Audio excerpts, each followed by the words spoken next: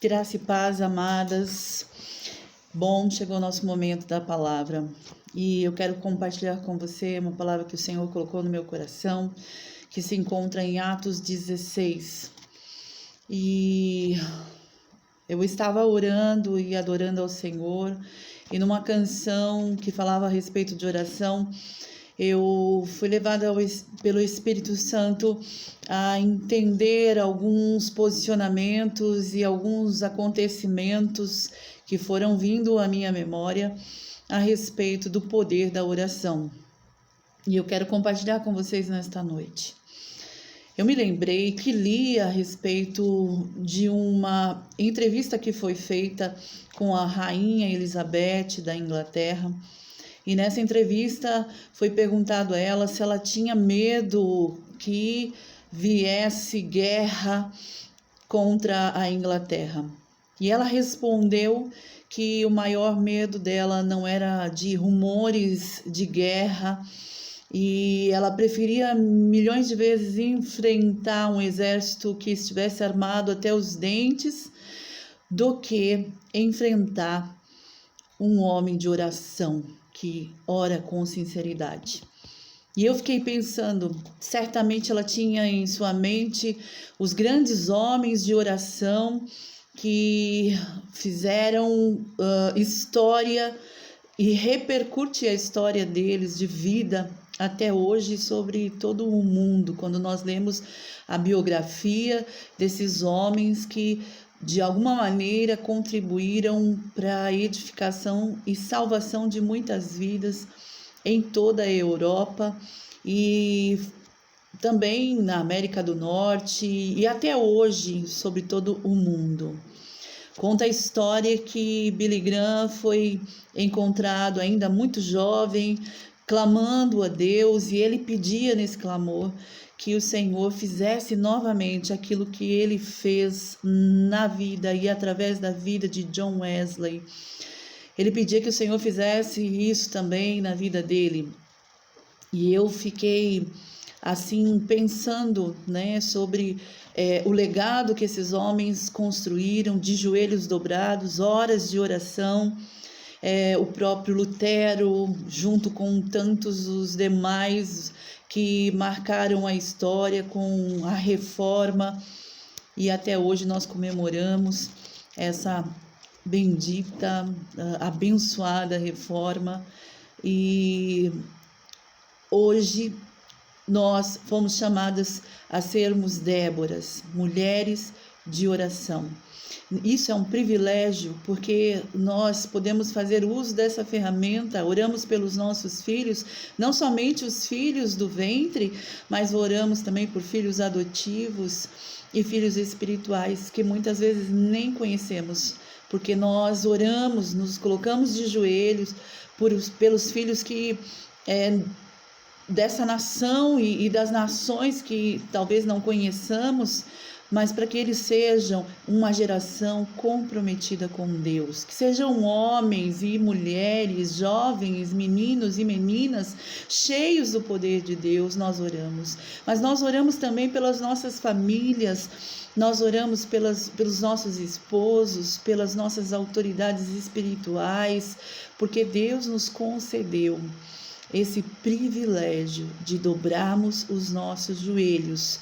E algo acontece quando os nossos joelhos são dobrados e nós acreditamos, com fé, nos empenhamos nesta oração e não desistimos até que o milagre aconteça. É claro que muitas vezes nós vivemos o milagre de alguém que orou por nós, que já se foi, mas teve esse alguém que se ajoelhou por nós. E eu me lembro que houve um tempo de apostasia na minha vida, e esses dias o Espírito Santo me trouxe à memória.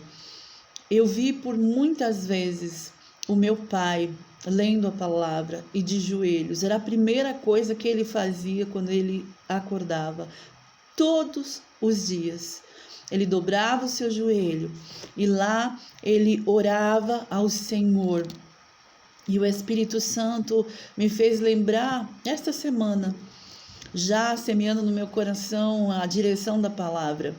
Filha, ele estava orando por você. E eu chorei, é claro, porque quando meu pai partiu, eu ainda estava tão envolvida com tantas coisas deste mundo e não havia me posicionado, respondendo a tudo aquilo que Deus tinha planejado para a minha vida. Louvado seja Deus pela vida dele, certamente minha mãe, minha avó orava por mim e hoje sou eu que tenho orado. Tenho orado por filhos, pela família, pela parentela e você também. E pensando nessa direção, o Senhor também me trouxe uma palavra que se encontra lá em Atos 16, e em uma situação em que Paulo e Silas estão vivendo, e eu queria que você se debruçasse e lesse neste capítulo, no capítulo 16 de Atos, do verso 16 até o verso 34. Eu vou citando aqui, não vou ler todas para que o nosso tempo não fique alongado, mas meditando nesses acontecimentos, que é claro, está no meio de um momento de avivamento em que a igreja está sendo formada, Jesus Cristo havia partido, mas eles receberam o poder do alto e o Espírito Santo, então passa a estar conosco, até hoje é o nosso Consolador, é aquele que nos guia. E vendo tudo isso, todo esse acontecimento que estava ali ocorrendo naqueles dias, meditando a respeito disso, o Senhor veio ministrando ao meu coração algo para as nossas vidas no dia de hoje.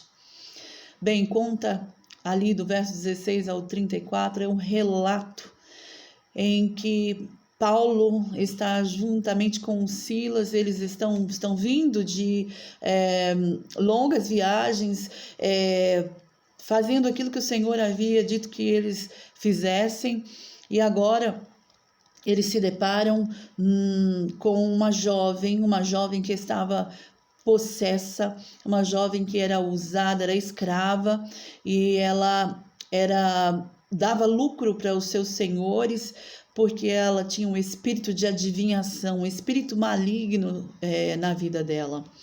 E veja, Paulo começa contando ali a história, Atos, né, conta aqui pra gente a história. Lucas vem descrevendo que essa jovem, ela seguia a Paulo e Silas e aqueles que caminhavam com ele, enquanto eles iam ministrando naquele lugar a palavra de Deus, as boas novas. Essa jovem ia falando uma verdade, não era uma mentira. Ela vinha anunciando que Paulo e aqueles que estavam com ele, eles eram servos do Deus Altíssimo, diz lá no verso 17, e anunciavam o caminho da salvação. Veja que o inimigo, porque ela estava possessa, falava algo que era genuíno, vinha anunciando, seguindo a Paulo, até o momento que Paulo, a caminho da oração, ele então se apercebe, ele se irrita com aquela situação e ele vira para ela, para essa jovem, e ele repreende no nome de Jesus, e essa jovem é liberta. E seguindo a esse acontecimento, as pessoas que ganhavam dinheiro, que lucravam com essa mulher possessa, essa jovem possessa, se revoltaram porque não ganhariam mais dinheiro com ela. Então eles arrastam Paulo e Silas até uma praça, rasgam as roupas deles, os acusam injustamente e eles são açoitados e severamente ali, e culmina na prisão deles. E eles vão presos, caluniados, envergonhados, e eles chegam até a prisão. E lá na prisão, diz lá no verso 25, que por volta da meia-noite, Paulo e Silas oravam e cantavam. E enquanto eles faziam isso, os outros presos que estavam ao redor ouviam atentamente e viam a atitude deles. Enquanto estavam presos, possivelmente de cócoras, agachados, com as mãos presas e os pés num tronco, mas assim eles adoravam a Deus e oravam ao Senhor Deus. Eu fico aqui imaginando que eles oravam a Deus. Se estavam adorando, estavam exaltando o nome de Deus, estavam com o coração cheio do poder de Deus. E então sobreveio neste momento, enquanto oravam e cantavam, um grande terremoto e houve um grande tremor ali dentro daquela prisão. Os alicerces foram abalados e aí todas as portas se abriram e soltaram-se as cadeias, os grilhões daqueles que estavam lá. Aí nós continuamos e lemos do verso 27 até o 34, que em desespero, aquele carcereiro, aquele guarda que estava ali cuidando daqueles prisioneiros, ele se desespera porque ele não conseguiu cumprir a missão dele ali, porque haviam sido soltos os presos, então ele vai se suicidar. Mas Paulo grita e diz para ele em tempo: não faça isso, nós estamos aqui. E aí ele para e ele vendo aquilo, ele se apaixona então, porque já de certo ouvia eles orando e cantando, e ele então, os olhos dele são abertos e ele pergunta: o que eu posso fazer para aceitar esse Deus? E Paulo responde para ele, lá no verso 31, crê no Senhor Jesus e serás salvo, tu e a tua casa. E então ele leva-os para a casa dele e lá eles então falam à mesa, no momento da mesa, eles falam do amor de Deus e toda a família é salva. Meditando nesse texto, então eu quero compartilhar com vocês a respeito de algumas atitudes que nós vemos que vêm de alguém que está cheio do poder de Deus, alguém que se apropria daquilo que Cristo Jesus deixou para nós. E rapidamente eu quero te dizer que enquanto eu lia, eu fiquei pensando sobre o poder da oração e do posicionamento nos leva a milagres, que foi isso que aconteceu aqui. E a primeira atitude que eu vejo na vida de Paulo, junto com seus companheiros que o seguiam e estavam fazendo a obra de Deus, se encontra do verso 16 ao 18, que é discernimento e atitude. Paulo diz a palavra do Senhor que no verso 18, a mulher saía atrás deles há dias, proclamando e dizendo que eles eram servos do Deus Altíssimo. Havia dias que acontecia isso.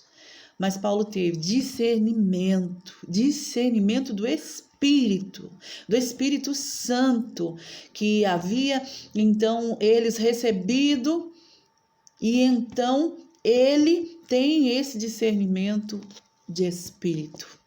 Discernimento que nos faz reconhecer vozes que não são do Deus Altíssimo, vozes que, embora proclamem coisas boas, não são vozes que nós podemos acatar no nosso coração e não são vozes que realmente podem dizer a nosso respeito.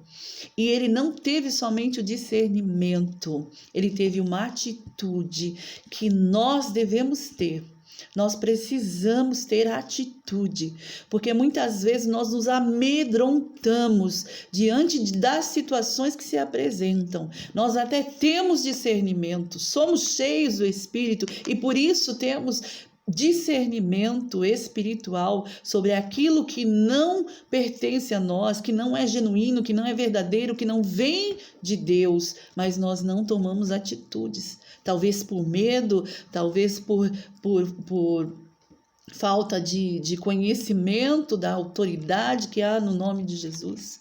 Mas Paulo aqui nos ensina que não é pela nossa força, mas é pelo nome de Jesus e que nós devemos nos mover. E ele vira para essa jovem que está escrava, sabe-se lá quantos anos, está sendo usada, que está acorrentada por demônios e pelos seus senhores em busca de interesse pessoal, coisa que o mundo faz hoje com os nossos jovens, com muitos da nossa casa, acorrenta, traz cegueira espiritual, aprisiona, e então ele, sem temor, com intrepidez do espírito, vira e repreende o espírito demoníaco que usava aquela vida, e ela é liberta. Então esse é o primeiro aprendizado dessa atitude que Paulo teve para as nossas vidas, que eu quero compartilhar com você, que o Espírito Santo trouxe. E o segundo aprendizado que nós podemos ver aqui é que ele fazia isso. Lá no verso 25 diz que, contando lá do 19 até o 26, né, que vendo tudo isso, houve uma repercussão negativa sobre eles. E eles foram levados, envergonhados em primeiro lugar, porque rasgaram suas roupas, foram arrastados até a praça, logo depois dessa libertação. E lá na praça, o que acontece? Eles são açoitados no meio do público todo mundo olhando, e são levados à prisão. E lá na prisão, mais uma vez, eles estão fazendo o quê? Lá no verso 25 diz, por volta da meia-noite, Paulo e Silas, eles oravam e cantavam a Deus. Olha que tremendo. Eles fazem isso, e nesses poucos versos que nós estamos meditando, nós vemos que é uma constância na vida de Paulo. Porque no início do verso 16 ele diz, nós estávamos a caminho do lugar de oração. E aqui eles estão orando em meio à prisão, orando depois que foram em praça pública, rasgados, tiveram suas vestes rasgadas, estavam orando. Lá encontravam-se orando, não estavam lamentando, eles aproveitaram o espaço onde estavam e oraram. E quando eles oravam, as pessoas que estavam ao redor estavam vendo. Certamente muitos pensaram, poxa, nós estamos aqui porque merecemos. Ou muitos olharam e pensaram, poxa vida, eles estão aqui, eles foram debaixo de grilhões, presos, envergonhados, todos doloridos, provavelmente por conta dos açoites, machucados, marcas na pele, no seu corpo, e estão orando e adorando. E certamente foi isso que levou ao terceiro ponto que eu gostaria de concluir com você, que é o ponto de milagre.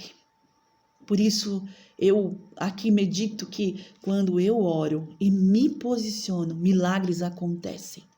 Então o carcereiro, lá do 27 ao 34, o carcereiro, quando vê que há aquele grande sacode, aquele terremoto ali naquela prisão, as portas se abrem e os presos ficam soltos, livres, libertos, porque quando nós oramos é isso que acontece. E ele vai para se matar, diz lá no verso 27, Paulo grita para ele, não faça nada contra a sua vida, nós estamos aqui. E esse homem, ele deseja esse Deus que Paulo estava adorando. E é isso que acontece quando eu e você nos posicionamos em oração, buscamos a Deus, clamamos ao Pai. É isso que acontece. Milagres acontecem. Corações endurecidos são transformados em corações de carne. Mentes que estão encarceradas, que não entendem o plano da salvação, elas são visitadas e são quebradas fortalezas do inimigo. Vidas que estão escravizadas com vícios, que estão com a sua essência, que Jesus, que Cristo, que Deus colocou lá no ventre, que estão com essa essência deturpada, elas são trazidas de volta, porque os entulhos que chegaram são retirados pelo poder da oração.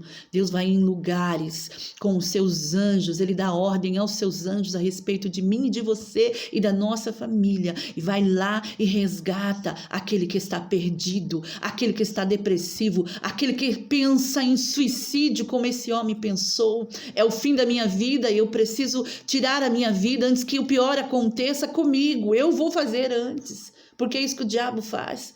Ele traz na mente que não há mais esperança, mas um Deus que nós servimos, o Deus que nós oramos, é um Deus vivo e verdadeiro, e é isso que Ele quer fazer através da minha e da tua vida.